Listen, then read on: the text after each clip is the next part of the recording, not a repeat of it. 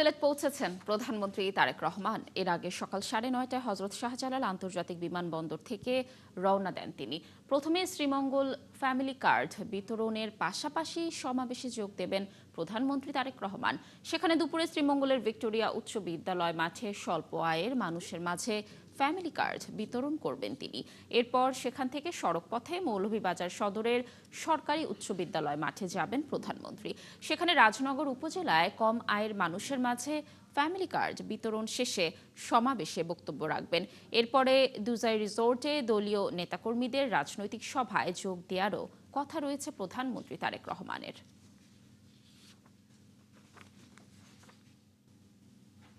দর্শক, প্রধানমন্ত্রী সফরের আরো খবর জানাতে শ্রীমঙ্গল থেকে যুক্ত হচ্ছেন সহকর্মী মোহাম্মদ হোসাইন। হোসেন, প্রধানমন্ত্রী এখন কোথায় অবস্থান করছেন এবং তার সফর নিয়ে আজকে সারাদিনে কি কি কর্মসূচি রয়েছে একটু বিস্তারিত জানবো আপনার কাছে।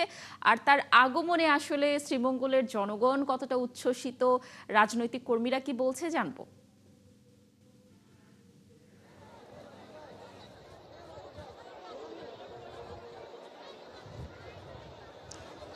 লাবণী, আপনাকে ধন্যবাদ। প্রধানমন্ত্রী দেশের দায়িত্ব নেওয়ার পর কিন্তু তার যে নির্বাচনী প্রতিশ্রুতি ছিল সেই প্রতিশ্রুতিগুলো বাস্তবায়নের লক্ষ্যে সারা দেশে বিভিন্ন জেলায় ঘুরে বেড়াচ্ছেন তিনি। তার অংশ হিসেবে কিন্তু 21 বছর পর তিনি প্রথমবারের মতো শ্রীমঙ্গল আসছেন, মৌলভীবাজারের শ্রীমঙ্গল।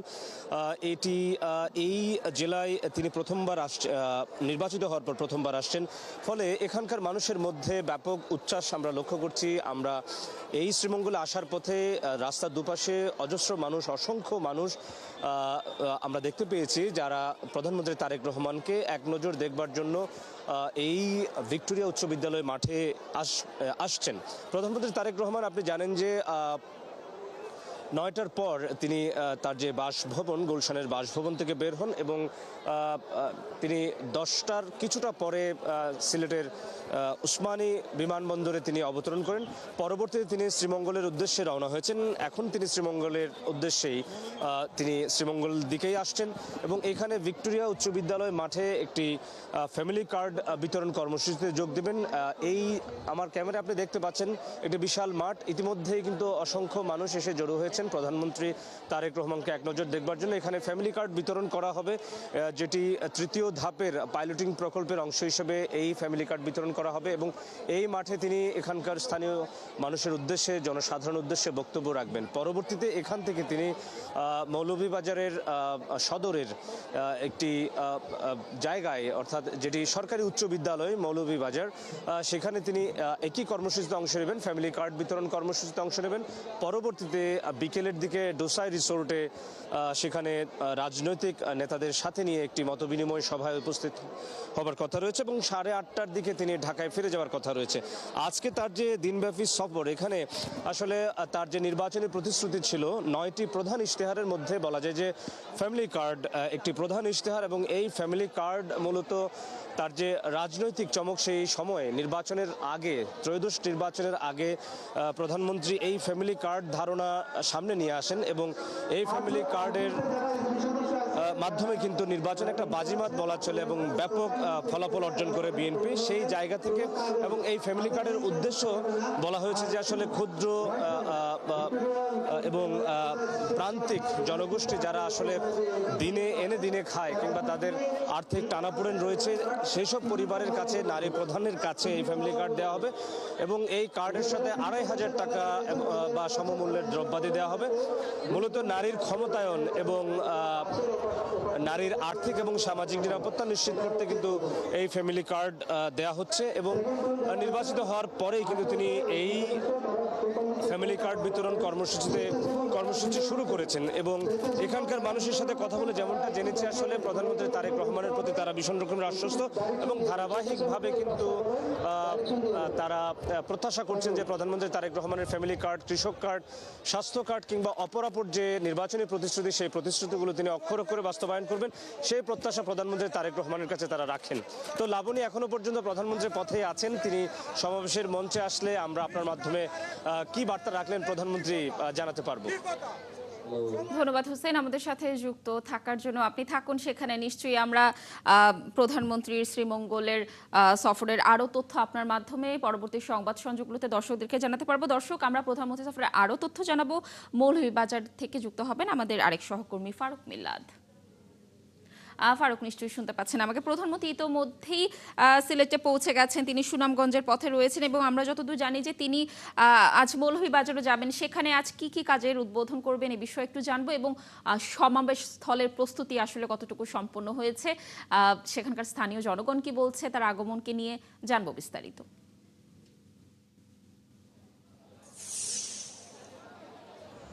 প্রধানমন্ত্রী নির্বাচিত হওয়ার পর 4 মাসের মাথায় মাননীয় প্রধানমন্ত্রী তারেক রহমান আজকে আসছেন এবং তিনি মৌলভীবাজারের সিলেট থেকে রওনা দিয়েছেন। ইতিমধ্যে তিনি সরাসরি শ্রীমঙ্গল চলে আসবেন এবং শ্রীমঙ্গল আসার পর সেখানে মানে ফ্যামিলি কার্ডের উদ্বোধন করবেন। মোট 155 জন ফ্যামিলি কার্ড পাবেন শ্রীমঙ্গলে একটি মির্জাপুর ইউনিয়নের।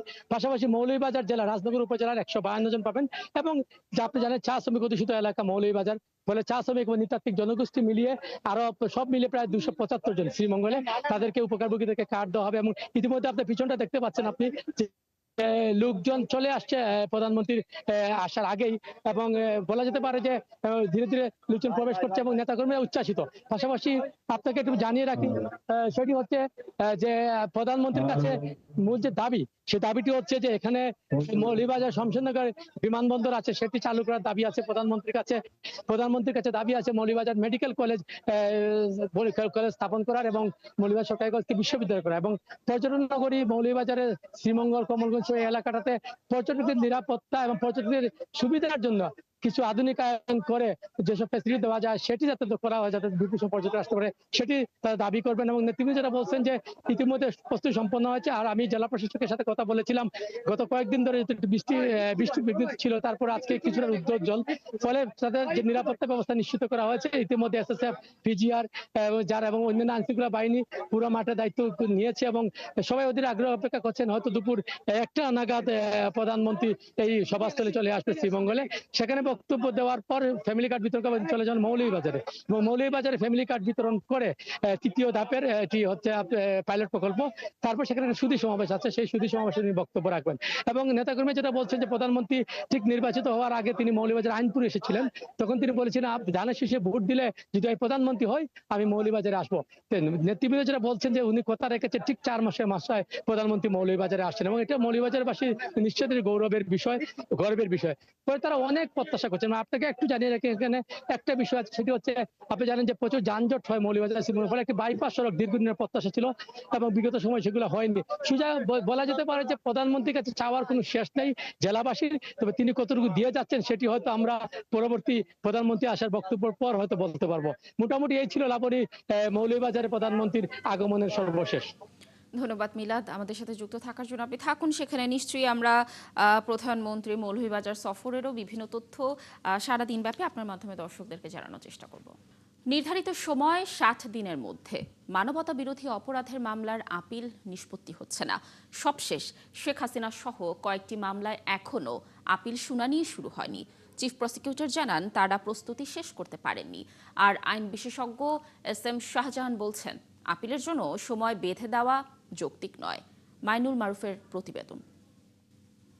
ক্রসফায়ার এক পর্যায়ে স্থিমিত করে গত 17 নভেম্বর জুলাই মানবতাবিরোধী অপরাধের মামলায় শেখ হাসিনা সহ কয়েকজনের বিরুদ্ধে রায় দেন আন্তর্জাতিক অপরাধ ট্রাইব্যুনাল।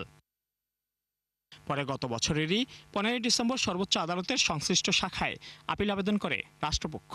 মানবতাবিরোধী অপরাধের একটি অভিযোগে শেখ হাসিনাকে আমৃত্যু কারাদণ্ডের রায় দেওয়া হলেও সেই অভিযোগও সর্বোচ্চ শাস্তি চান তারা। এই মামলা ছাড়াও চানখারপুলে হত্যাযজ্ঞ ও আশুলিয়ায় হত্যা ও মরদেহ পোড়ানো মামলার রায়ের বিরুদ্ধে রাষ্ট্রপক্ষ ও আসামি পক্ষ আপিল করেছে। আন্তর্জাতিক অপরাধ ট্রাইব্যুনাল আইন অনুযায়ী রায় ঘোষণা 30 দিনের মধ্যে আপিল করার বিধান আছে এবং তা নিষ্পত্তির জন্য 60 দিন সময় বেঁধে দেওয়া হয়েছে।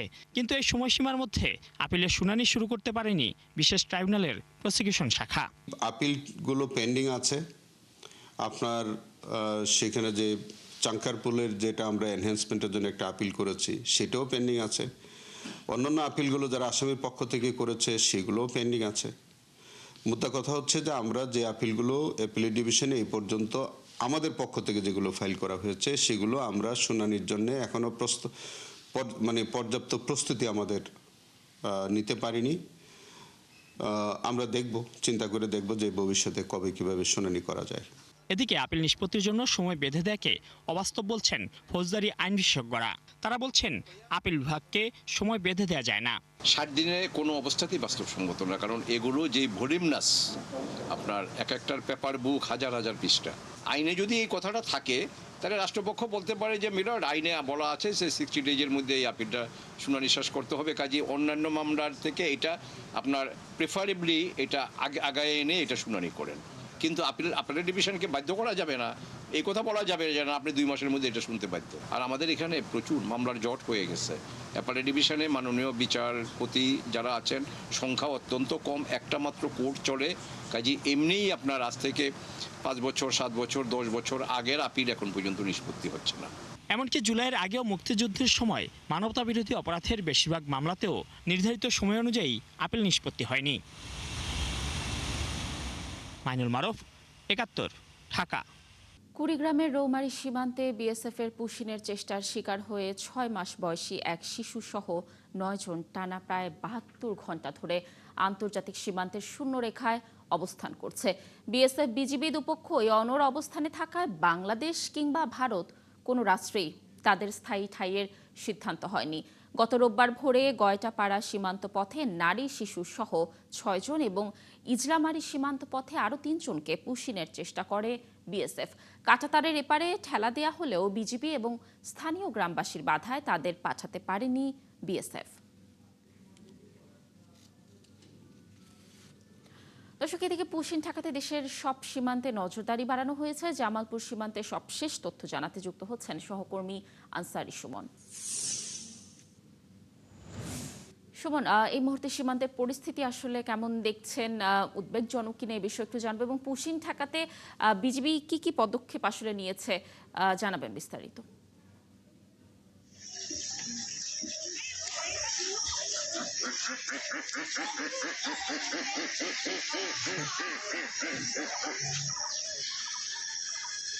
ধন্যবাদ। জামালপুরের 35 বিজিবির আওতাধীন ৭২.৫ কিলোমিটার যে সীমান্ত রয়েছে, সেই পুরো সীমান্ত জুড়েই কিন্তু বিজিবি নজরদারি বাড়িয়েছে, তাদের লোকবল বাড়িয়েছে, এবং সেই সাথে এই যে সীমান্ত এলাকার বিস্তীর্ণ এলাকার যে সাধারণ মানুষ রয়েছে তারাও কিন্তু এই সীমান্ত পাহারায় বিজিবিকে সহায়তা করছেন। এই যে দীর্ঘ যে সীমান্ত এলাকা, সেই সীমান্ত এলাকায় কিন্তু এই পর্যন্ত 2 জন ব্যক্তিকে পুশিন করার চেষ্টা করা হয়েছে, এবং রৌমারী রাজীবপুর সীমান্তে আরো 9 জনকে পুশিন করা হয়েছে। কিন্তু বিজিবি এবং স্থানীয় এলাকাবাসীর যে সাহসী উদ্যোগ, সাহসী ভূমিকা, সেই কারণে কিন্তু পুশিন করা ব্যক্তিরা এখনো বাংলাদেশের অভ্যন্তরে প্রবেশ করতে পারেনি, এবং বিজিবির পক্ষ থেকে যেটি বলা হচ্ছে যে বাংলাদেশের অভ্যন্তরে কাউকে ঢুকতে দেওয়া হবে না। এবং সাধারণ মানুষরা যেটি বলছেন যে ভারত অন্যায়ভাবে যে মানুষদেরকে কাঁটাতারের বেড়া পার করে এদেশে পাঠানোর চেষ্টা করছে, তারা কোনোভাবেই সেই কাজটি করতে দেবেন না। এবং আমরা আজকে সকালে, আমি এই মুহূর্তে রয়েছি মধ্যেরচর এলাকায়, সেখানে গতকাল 2 দিন আগে একজনকে পুশিন করা হয়েছিল, কিন্তু বিজিবি এবং সাধারণ মানুষের দৃঢ় অবস্থানের কারণে তিনি কিন্তু বাংলাদেশের অভ্যন্তরে প্রবেশ করতে পারেননি। এবং আজকে সকাল থেকে সেই ব্যক্তিকে কিন্তু বিজিবি এবং সাধারণ মানুষরা সীমান্ত এলাকায় খুঁজে পাওয়া যাচ্ছে না। তারা সীমান্তের যে লোকজন আছেন তারা যেটি বলছেন, এবং বিজিবি বলছেন যে সেই ব্যক্তি গতকাল রাত পর্যন্ত ছিল, কিন্তু আজ সকাল থেকে তাকে পাওয়া যাচ্ছে না। তিনি হয়তো আবার সেই কাঁটাতারের বেড়া পেরিয়ে কিংবা ভারতের সীমান্তবর্তী কোনো অঞ্চলে রয়েছেন। এই ছিল সর্বশেষ অবস্থা। সুমন, ধন্যবাদ আমাদের সাথে যুক্ত থাকার জন্য। দর্শক, জামালপুর সীমান্তের সর্বশেষ তথ্য জানাচ্ছিলেন আমাদের সহকর্মী আনসারি সুমন। চট্টগ্রামের বাকলিয়ায় আলোচিত শিশু ধর্ষণ মামলার রায় আজ দুপুরে মহানগর শিশু সহিংসতা দমন ট্রাইব্যুনালের বিচারক এ রায় ঘোষণা করবেন। এর আগে গত 4 জন পুলিশ আদালতে চার্জশিট দিলে শুরু হয় বাকলিয়া 4 বছরে শিশু ধর্ষণের বিচার। এই মামলায় আদালত 18 জনের সাক্ষ্য নেয়। পরে 2 পক্ষের আইনজীবীদের যুক্তিতর্ক উপস্থাপন শেষে রায়ের দিন ঠিক করে আদালত। গত 21শে মে চট্টগ্রামের বাকলিয়া চেয়ারম্যান ঘাটা এলাকায় 4 বছর বয়সী এক শিশুকে ধর্ষণ করার অভিযোগে মামলা হয়। পরে মামলার একমাত্র আসামি মনির হোসেনকে গ্রেফতার করা হয়।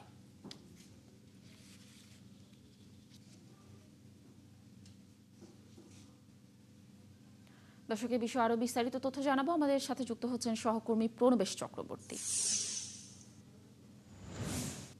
প্রণবেশ, রায় কখন ঘোষণা করা হবে একটু জানাবেন, এবং রায়ের নিয়ে আসলে শিশুর পরিবারের প্রত্যাশা কি রকম জানবো আপনার কাছে।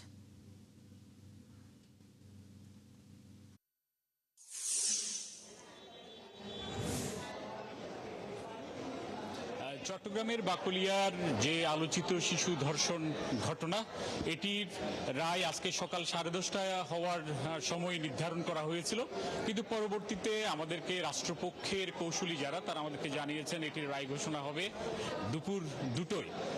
এখনো পর্যন্ত রায়ের লেখার কাজটি চলছে বলে তিনি আমাদেরকে জানিয়েছেন। আমরা সকালে দেখেছি যে একমাত্র আসামি এই ঘটনার ডেকোরেটরস কর্মী মনির হোসেনকে, তাকে আদালতে নিয়ে আসা হয়েছিল। পরবর্তীতে যেহেতু রায়টি সময় পিছিয়ে দেওয়া হয়েছে, তাকে এখন কোর্ট কাস্টডিতে তাকে নিয়ে যাওয়া হয়েছে। তো এটি চট্টগ্রামের খুবই আলোচিত মামলা। 21শে মে এই ঘটনাটি ঘটেছিল, এবং সেদিন আমরা দেখেছি যে পুলিশ যখন আসামি মনির হোসেনকে ধরতে যায়, তখন এলাকার ক্ষুব্ধ যারা এলাকাবাসী, তারা পুলিশকে ঘেরাও করে রেখেছিল মনির হোসেনকে তাদের হাতে তুলে দেওয়ার দাবিতে। পরবর্তীতে police sound grenade, tear gas নিক্ষেপ করে তাদেরকে সরিয়ে দিয়ে তাদের থানায় নিয়ে আসে। ফলে এটি খুবই আলোচিত একটি ঘটনা, এবং এখানে স্বজনরা যারা উপস্থিত হয়েছেন তারা সর্বোচ্চ শাস্তি নিশ্চিত করার দাবি জানিয়েছেন, এবং তারা প্রত্যাশা রাখেন যে এখানে বিচারক আজকে সর্বোচ্চ সাজা আসামিকে দেবেন। অন্যপক্ষে রাষ্ট্রপক্ষের আইনজীবী তারা বলছেন তারা মামলাটি প্রমাণ করতে পেরেছেন, এবং আসামি মনির হোসেনকে একটি দৃষ্টান্তমূলক শাস্তি দেবেন, সেটি তারা আইনজীবী অর্থাৎ রাষ্ট্রপক্ষের যারা আইনজীবী তারাও প্রত্যাশা করেছেন। প্রণবেশ, ধন্যবাদ যুক্ত থাকার জন্য। আপনি থাকুন সেখানে, নিশ্চয়ই রায়ের ব্যাপারে বিস্তারিত আরো তথ্য আমরা পরবর্তী সংবাদ সংযোগগুলোতে আপনার মাধ্যমে দর্শকদের জানানোর চেষ্টা করব। দর্শক, চলছে সংবাদ সংযোগ। সরাসরি সংবাদ অনুষ্ঠান দেখতে চোখ রাখুন ৭১-এর ফেসবুক পেজে এবং সাবস্ক্রাইব করুন ৭১-এর ইউটিউব চ্যানেল। ৭১-এর সাথেই থাকুন।